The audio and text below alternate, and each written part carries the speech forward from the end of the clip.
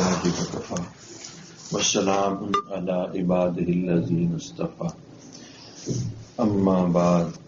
تزکیہ اس لیے استعمال ہوتا ہے کہ اس سے مراد اس ظاہری پاکیزگی نہیں ہے، یعنی جیسے آدمی اپنے جسم کو صاف کرتا ہے اس کو طہارت، عربی میں اس کو طہارت کا لفظ بولتے ہیں، اور یہ جو تزکیہ ہے یا زکوٰۃ کا جو لفظ استعمال ہوتا ہے عربی زبان میں، زکوٰۃ اور تزکیہ، اس سے مراد کیا ہوتا ہے؟ اس سے مراد اخلاق کی پاکیزگی ہوتی ہے، کہ اس کا ترجمہ یہ ہوگا والذین هم للزکاۃ فاعلون، کہ یہ وہ لوگ ہیں جو اپنے اخلاق کو پاک صاف رکھتے ہیں اور ان کو پاکیزہ بناتے ہیں، اور اخلاق کے اندر جو گندگیاں اور نجاستیں شامل ہو جاتی ہیں ان سے وہ اپنے آپ کو پاک کرتے ہیں۔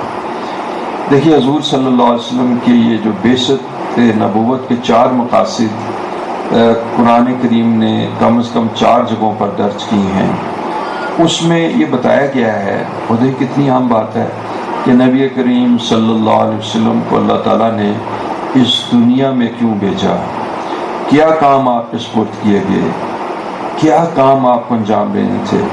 قرآن کریم نے 4 مقامات پر ان کاموں کا ذکر کیا ہے۔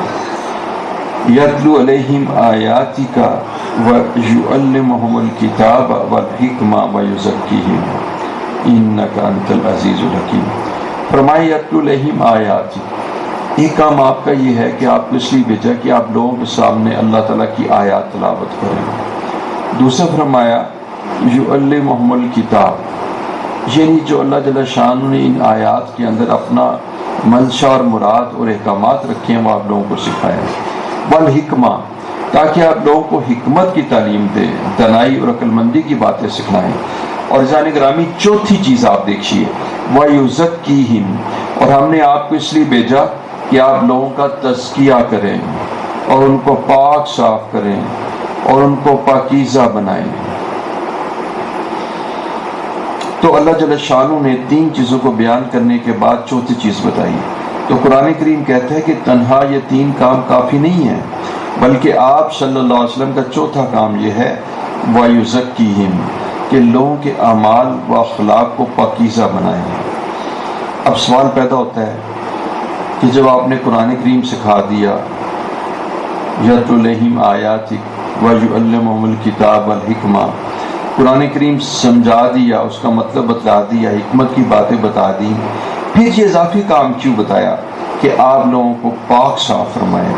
تو دیکھیے اس کا جواب میں آپ کو اس طرح دیتا ہوں کہ اگر کوئی آدمی میڈیکل کالج میں پڑھتا ہے تو میڈیکل سائنسز کی کتابیں پڑھتا رہتا ہے، اناٹمی، فزیولوجی، فارماکولوجی پڑھتا ہے، اور یہ ساری چیزیں پڑھنے کے بعد جب وہ MBBS کرتا ہے تو وہ ڈاکٹر نہیں بنتا جب تک وہ ان کتابوں کو عملی شکل میں کسی ڈاکٹر کے ساتھ یعنی عمل کر کے نہ حاصل کر لے۔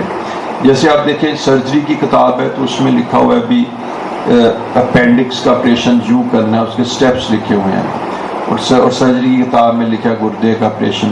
یہ سب تھیوریٹیکل ہے، تھیوری ہے، نظریہ ہے، یہ کیا نہیں اس نے جب تک وہ ہاؤس جاب کر کے یعنی ایک ڈاکٹر کو وہ کرتے نہیں دیکھتا اور اس کے ساتھ خود نہیں کرتا، اس وقت تک وہ علاج نہیں کر سکتا۔ تو دیکھیں ایک چیز ہے جس کو ہم کہتے ہیں تھیوری، وہ ہے یونیورسٹی میں جو پڑھایا جاتا ہے، وہ تعلیم تھی، اور اسپتالوں میں جا کر جو ڈاکٹر مریضوں کے اوپر ہاؤس جاب کرتے ہیں یہ تربیت اور ٹریننگ ہے۔ حضور صلی اللہ علیہ وسلم کو اللہ تعالیٰ نے دونوں کاموں کے لیے بھیجا کہ آپ صلی اللہ علیہ وسلم قرآن کریم کی نظریاتی تعلیم بھی دیں اور یہ بھی بتائیں کہ ان آیات کا کیا مطلب ہے، ساتھ میں آپ لوگوں کو تربیت بھی دیں اور ان کا تزکیہ بھی کریں، ان کی نگرانی بھی کریں، ان کے اعمال کو، ان کے اخلاق کو گندگیوں سے پاک کریں، ان کو پاکیزہ کریں۔ تو یہ چیزیں صرف کتابیں پڑھنے سے حاصل نہیں ہوتی، بلکہ یہ چیزیں اللہ والوں کی صحبت سے، علماء کی صحبت سے حاصل ہوتی ہیں۔ تو میں یہ عرض کر رہا تھا کہ اللہ جل شانہ نے یہ فرمایا والذین هم للزکاۃ فاعلون، کہ یہ وہ لوگ ہیں کہ جو اپنے آپ کو پاکیزہ کرتے ہیں، اپنے باطن کو پاکیزہ کرتے ہیں، یعنی یہ اپنے اخلاق کو پاکیزہ کرتے ہیں۔ اب سوال یہ ہے کہ اخلاق کو پاکیزہ بنانے کا کیا مطلب ہے؟ کیونکہ اللہ جل شانہ نے فرما دیا قد افلح المؤمنون، کہ فلاح انہی لوگوں کو حاصل ہوگی کہ جن میں یہ صفت والذین هم للزکاۃ فاعلون کہ جو اپنے اخلاق اور اعمال کو پاکیزہ بنانے کی کوشش کرتے ہیں۔ اب سوال ہے کہ پاکیزہ بنانے کا کیا مطلب؟ دیکھیں، جسم کی گندگی ہے تو پانی سے صاف ہو جاتی ہے، کپڑے کی گندگی ہے تو مل کے دھونے سے، لیکن اخلاق اور اعمال کو پاکیزہ بنانے کا کیا طریقہ ہے کہ ان کو پانی سے دھویا جائے یا ان اعمال کو غسل دے دیا جائے؟ تو یہاں پر ایک بات سمجھیں، آپ کو سب سے پہلے یہ سمجھنا پڑے گا کہ دل جو ہے نا وہ انسان کے سب اعمال کا سرچشمہ ہے۔ تو اخلاق کو پاکیزہ بنانے کا مطلب یہ ہے کہ یہ انسان جو کہ اس دنیا کے اندر موجود ہے اور دنیا میں جو کام بھی کرتا ہے، اس کام کا جو فاؤنٹین ہیڈ ہے نا، اس کا سرچشمہ اور منبع وہ دل کے اندر موجود ہوتا ہے۔ پہلے اس عمل کا دل میں ارادہ ہوتا ہے اور وہ پھر سرزد ہوتا ہے۔ مثلا آپ نے کہا کہ میں اپنے بچوں کے لیے اور خاوند کے لیے کھانا بناتی ہوں، تو پہلے آپ کے دل میں اس کا دائیا پیدا ہوا، پھر آپ برچی خانے کی طرف چلی، آپ نے سبزیاں کاٹی، آپ نے ہانڈی چڑھائی، تو پہلے دل کے اندر ارادہ پیدا ہوتا ہے۔ اس ارادے کے بعد پھر آپ کے ہاتھوں میں حرکت آتی ہے، آپ کی سستی دور ہو جاتی ہے، چستی میں آ جاتی ہے۔ نتیجہ یہ ہے کہ آپ کے اندر ایک دائیا پیدا ہوتا ہے اور اس کے بعد عمل بیدار ہو جاتا ہے۔ تو کوئی آدمی بھی جو عمل کرتا ہے وہ اس بات پر مبنی ہے کہ اس کے دل کے اندر کیا دائیا پیدا ہوتا ہے۔ اب میں آپ کو بتانا چاہتا ہوں کہ دل جو ہے نا، اس کے اللہ جل شانہ نے بہت ساری چیزیں رکھی ہیں۔ اسی دل میں ارادہ پیدا ہوتے ہیں، اسی دل میں جذبات پیدا ہوتے ہیں، اسی دل میں غصہ، اسی دل میں شہوت، اسی میں دنیا کی امنگیں، اسی دل کو صدمہ پہنچتا ہے، اسی میں غم آتا ہے، اسی دل میں خوشیاں آتی ہیں، اور یہ سب اشیاء دل کے ارد گرد گھومتی ہیں۔ اب یاد رکھیں، اگر دل میں اچھی خواہشیں پیدا ہوں گی تو انسان سے اچھے اعمال سرزد ہوں گے، اور اگر دل میں غلط خواہشیں پیدا ہوں گی تو انسان کے ارادے بھی خراب ہوں گے اور اس کی وجہ سے اعمال بھی خراب ہوں گے۔ تو اس انسان کی ساری بلائی کا دار و مدار اس بات پر ہے کہ اس کے دل میں ایسی خواہشیں پیدا ہوں اور نیک ارادے ہوں جس کے نتیجے میں اچھے اعمال وجود میں آئیں، اور ایسی خواہشات دل میں پیدا نہ ہوں جس انسان غلط راستے پر چڑھ جائے۔ اب دل میں یہ خواہش ہے کہ جی میں نے بہت مال کمانا ہے، تو اب سوچتا ہے کہ میں اپنے ظاہری یعنی جو عمل سے تو نہیں کر سکتا، تو سوچتا ہے کہ میں کسی کے اوپر ڈاکہ ماروں، اس کا مال کھینچوں، اس کے گھر چوری کروں۔ تو یہ چور کے اندر سب سے پہلے بری خواہش پیدا ہوتی ہے، مال کی کثرت، اور وہ اس وجہ سے پھر چوری کا ارادہ کرتا ہے، لیکن پہلے اس کے دل میں یہ بری بات پیدا ہوتی ہے۔ اس لیے حضور صلی اللہ علیہ وسلم نے دل کی اہمیت بیان کی، فرمایا کہ سن لو، بے شک جسم میں گوشت کا ایک لوتھڑا ہے، اگر وہ صحیح ہو جائے تو سارا جسم صحیح ہو جائے، اگر وہ خراب ہو جائے تو سارا جسم خراب ہو جاتا ہے۔ فرمایا خوب سن لو، وہ لوتھڑا جو ہے یہ دل ہے۔ تو ہمارے اعمال کی جتنی بھی صحت ہے وہ دل پر موقوف ہونا چاہیے۔ تو میں آپ سے عرض کرتا ہوں کہ دل جو ہے نا وہ پاک ہونا چاہیے، دل کے اندر پاکیزگی ہونی چاہیے۔ اگر دل کے اندر پاکیزگی ہوگی تو پاکیزہ ارادے پیدا ہوں گے، اور اگر پاکیزگی نہیں ہوگی، گندگی اور خرابی ہوگی تو گندے ارادہ پیدا ہوں گے۔ اس لیے میں آپ کو بتاؤں، انٹرنیٹ اور فیس بک یہ انسان کے جب آدمی گندی چیزیں دیکھتا ہے اور گندگی کی طرف مائل ہوتا ہے، شہوات کی طرف، تو اس کے اندر گندے خیالات آتے ہیں۔ گندے خیالات گندے ارادوں کو بیدار کرتے ہیں، اور گندے ارادے گندے اعمال کا باعث بنتے ہیں۔ لہذا یہ بڑی ہی ضروری بات ہے کہ دل کو صاف کیا جائے۔ تو یہ جو تزکیہ میں سب سے پہلے دل کو دھویا جائے، اس کی غلاظتوں کو صاف کیا جائے۔ اچھا، میں آپ کو نیک ارادے کی مثال بتاتا ہوں۔ ایک آدمی نے سوچا کہ میں اللہ کے راستے میں خرچ کرتا ہوں، اور اس خرچ کرنے میں فلاں ایک غریب آدمی، اس کے پاس دوائی نہیں ہے، تو میں اس کی دوائی خریدوں گا تو اللہ مجھ سے راضی ہوں گے۔ اس نے سوچا کہ میں یہ عمل اتنی چھپا کے کرتا ہوں کہ دائیں ہاتھ سے دوں گا تو بائیں ہاتھ کو نہیں پتہ لگے گا۔ وہ اتنی خاموشی سے جاتا ہے، اس کی مدد کرتا ہے، حتیٰ کہ وہ مال ریسیو کرنے والے کو بھی پتہ نہیں لگتا یہ کس نے دیا ہے، اور اس کو پیسے دے کے آ جاتا ہے تاکہ اس کی ضرورت پوری ہو جائے، اس کا نام بھی نہیں آتا۔ وہ اس سے نہ شکریہ چاہتا ہے نہ اجر چاہتا ہے، وہ اس سے اللہ کی رضا چاہتا ہے۔ اب دیکھیں اس کے دل میں اللہ کو راضی کرنے کا ارادہ پیدا ہوا تو اس نے اللہ کو راضی کر لیا اور وہ کامیاب ہو گیا۔ اچھا اب دیکھیے دوسرے شخص کہتا ہے کہ میں اپنے علاقے میں ذرا شہرت پکڑوں اور میں اپنا بڑا بن جاؤں، اہل دل میں سے کہوں، اہل ثروت میں جگہ پا جاؤں، تو میں یوں کرتا ہوں کہ میں دکھاوے کے لیے نہ لاکھوں روپے خرچ کرتا ہوں غریبوں پر، یتیموں پر، بیماروں پر۔ اب یہ سارے پیسے خرچ کر رہا ہے اور اس کے دل میں پس منظر میں یہ چیز ہے، اس کے دل کا ارادہ کیا ہے؟ اس کے دل کا ارادہ ہے کہ میں بڑا بن جاؤں، میں مشہور ہو جاؤں، میں عزت پا جاؤں۔ اب دیکھیے یہ فاسد ارادہ ہے کہ میں لوگوں کے درمیان شہرت حاصل کروں۔ اب بے شک وہ نمازی بھی ہے، لیکن یہ اس کا فاسد ارادہ اس کے سارے اعمال کو ضائع کر دے گا اور اس کے دل میں ریا کی غلاظت کو داخل کر دے گا، جس کی وجہ سے اس کا قلب کالا ہو جائے گا۔ تو یاد رکھیے گا کہ دل جو ہے نا اس کو پاک اور صاف کرنا ضروری ہے۔ یہی اس آیت کریمہ کا مقصود ہے کہ دل کے اندر غلاظتیں نکالیں۔ اچھا آپ ذرا آگے سنیں گے آپ کو معلوم ہوگا۔ دیکھیں دل کے جو اعمال ہیں نا، دل کے اعمال وہ حلال بھی ہیں اور حرام بھی ہیں۔ دیکھیں جس طرح وہ اعمال جو ہم ظاہر میں ادا کرتے ہیں، ظاہری اعمال وہ کہتے ہیں جو اعضاء و جوارح سے ادا ہوتے ہیں، جیسے نماز، جسم سے روزہ، زکوٰۃ، حج، یہ سب ظاہری اعمال ہیں اور ہمارے ذمہ فرض ہیں۔ یہ ظاہری اعمال ہمارے ذمہ فرض ہیں۔ اسی طرح کچھ اعمال ایسے ہیں کہ جو ظاہری اعمال ہیں لیکن ان کا چھوڑنا فرض ہے، کیونکہ وہ ظاہری طور پہ حرام ہے۔ شراب پینا حرام ہے، جھوٹ بولنا حرام ہے، رشوت لینا حرام ہے، رشوت دینا حرام ہے۔ بالکل اسی طرح اللہ جل شانہ نے جیسے ظاہری اعمال کو فرض کیا ہے، اسی طرح باطنی یعنی قلب کے اعمال کو بھی فرض کیا اور واجب قرار دیا ہے۔ اور ان اعمال میں بھی کچھ اعمال فرض ہیں اور کچھ اعمال ایسے ہیں کہ جو بالکل ناجائز ہیں اور حرام ہیں اور ان کا ترک کرنا لازم ہے۔ اب میں آپ کو سب سے پہلے قلب کے عمل کا قلب کا ایک عمل بتلاتا ہوں۔ اگر آپ اس کو صرف میری پوری اس مجلس میں یہ سمجھ گئی تو میں سمجھوں گا وصول ہو گیا۔ دیکھیں ایک قلب کا عمل ہے، اس کو اخلاص کہتے ہیں، یہ دل کا عمل ہے۔ اخلاص ہاتھوں میں نہیں ہوتا، پاؤں میں، ناک میں نہیں ہوتا، زبان میں نہیں ہوتا، انگوٹھوں میں نہیں ہوتا۔ یہ اخلاص کہاں ہوتا ہے؟ اخلاص دل میں جنم لیتا ہے، یہ باطنی عمل ہے اور یہ اخلاص حاصل کرنا ایسا ہی فرض ہے۔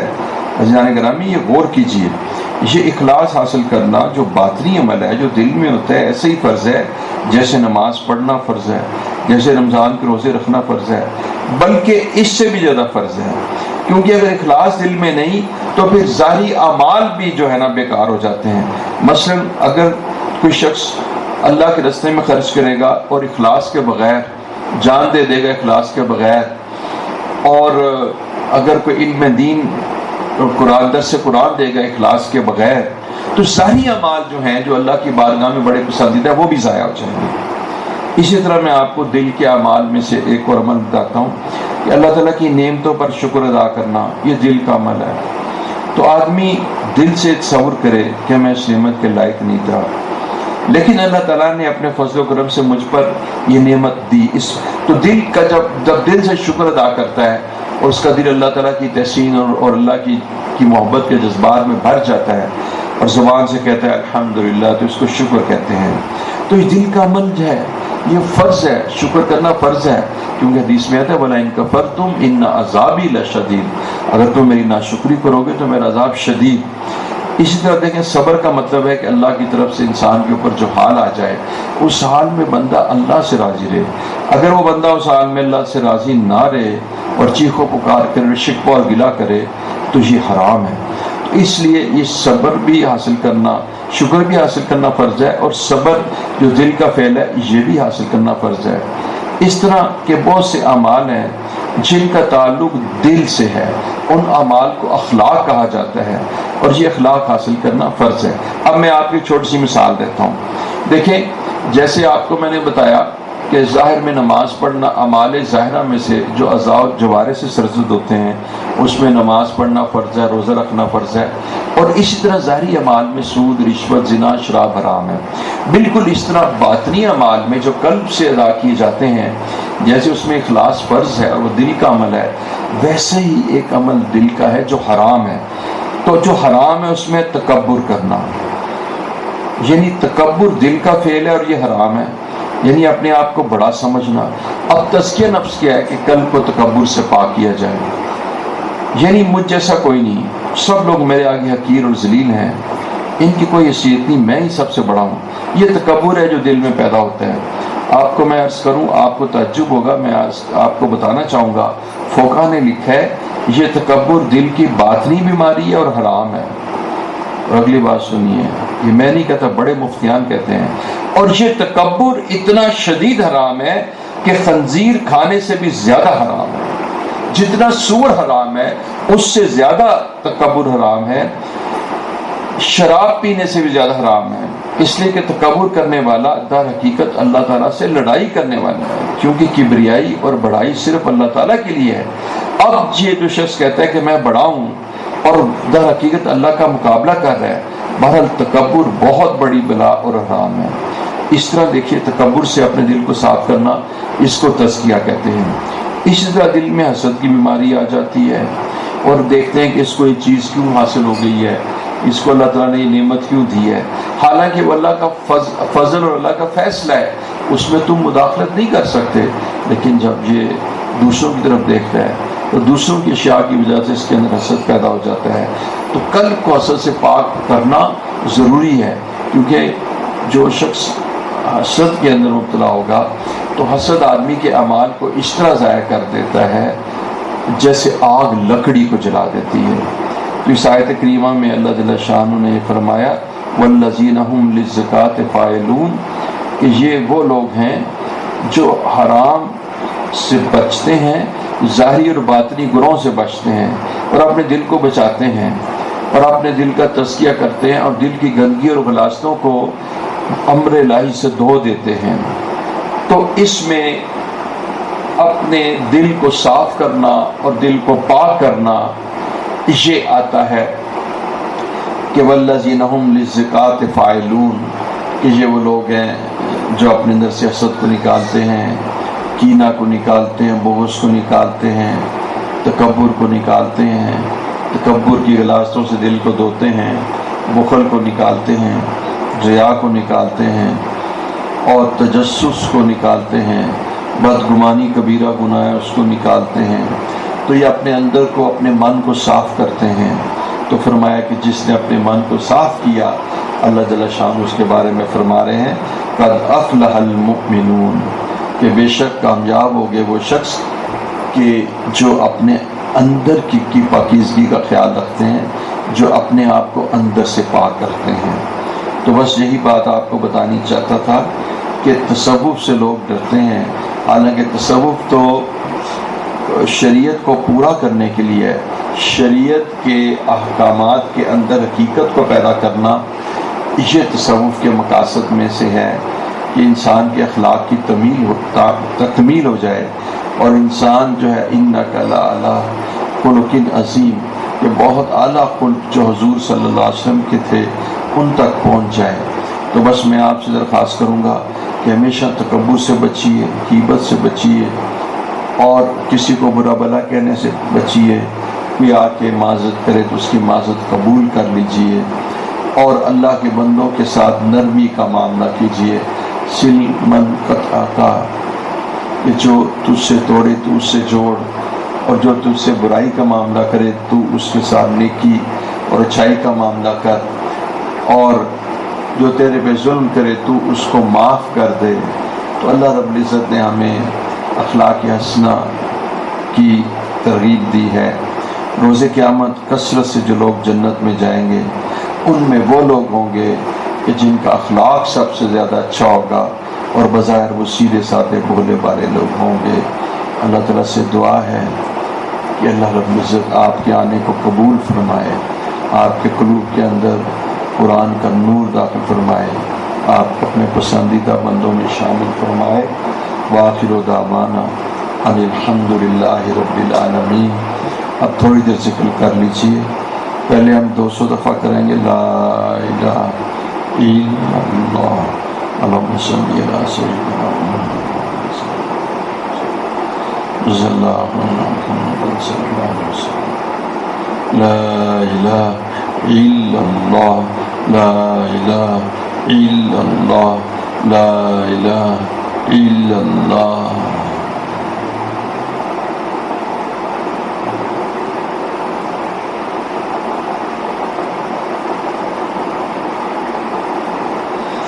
لا الہ الا اللہ لا الہ الا اللہ لا الہ الا اللہ لا الہ الا اللہ لا الہ الا اللہ لا الہ الا اللہ لا الہ الا اللہ لا الہ الا اللہ لا الہ الا اللہ لا الہ الا اللہ لا الہ الا اللہ لا الہ الا اللہ لا الہ الا اللہ محمد رسول اللہ صلی اللہ علیہ وسلم۔ لا الہ الا اللہ لا الہ الا اللہ لا الہ الا اللہ لا الہ الا اللہ لا الہ الا اللہ محمد رسول اللہ صلی اللہ علیہ وسلم۔ صلی اللہ عنا محمدا ما هو اہلہ وصلی اللہ علی النبی الأمی۔ لا الہ الا اللہ لا الہ الا اللہ لا الہ الا اللہ لا الہ الا اللہ لا الہ الا اللہ لا الہ الا اللہ لا الہ الا اللہ لا الہ الا اللہ لا الہ الا اللہ لا الہ الا اللہ لا الہ الا اللہ لا الہ الا اللہ لا الہ الا اللہ لا الہ الا اللہ۔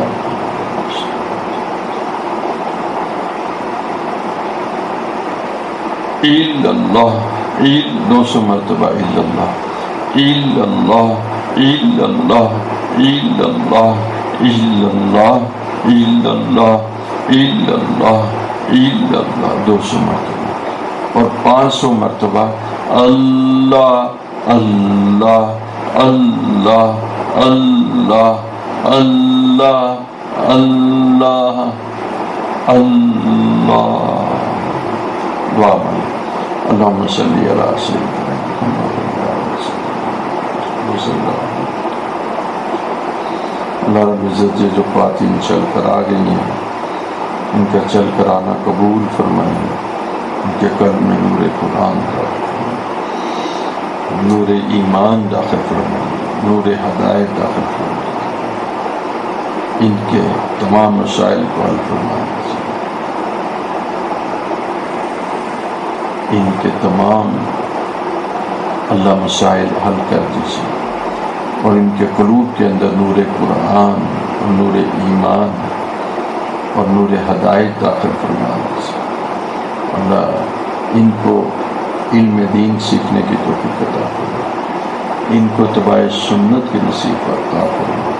اللہ ان تمام خواتین کو اپنی بارگاہ میں شرف قبولیت عطا فرما، ان کا چل کر آنا قبول فرما، ان کو اپنی جانب سے جزائے خیر عطا فرما، اور اپنی جانب سے وافر حصہ نعمتوں کا نصیب فرما، نعمتوں کا نزول فرما۔